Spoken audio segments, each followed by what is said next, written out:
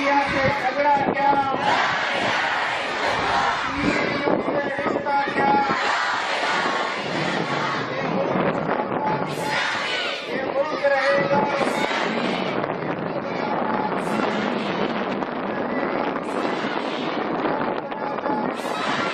याद रहेगा, विश्वास रहेगा, रहेगा।